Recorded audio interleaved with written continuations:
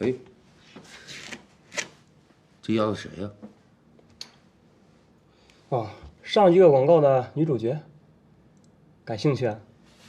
大一新生，照片背面有电话。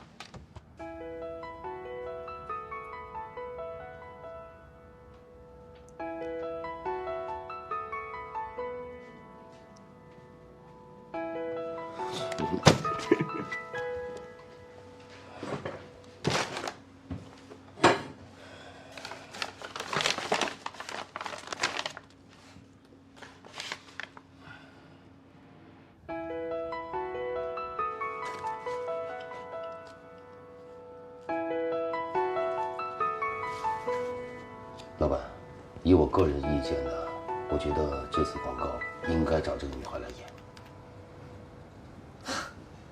可是我们的消费对象大部分是男性啊。我当然知道，这不正好体现出反差吗？体现出购买群体的广义性。从另外一个角度说，相反，加大了这次广告的力度。你这个论调倒是挺新鲜的，我是头一回听说。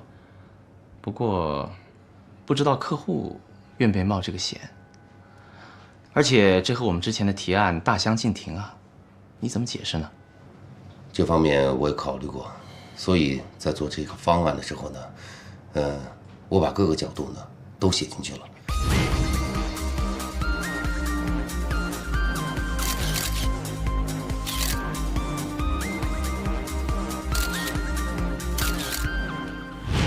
应该说是站得住脚的。就像你说的，客户如果做出这样的决定呢，的确需要一些冒险精神。只要我们好好的去引导他们，应该是没有任何的问题的。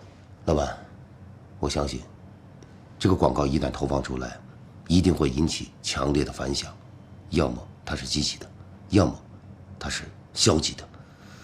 但我个人认为，它一定是100%积极的。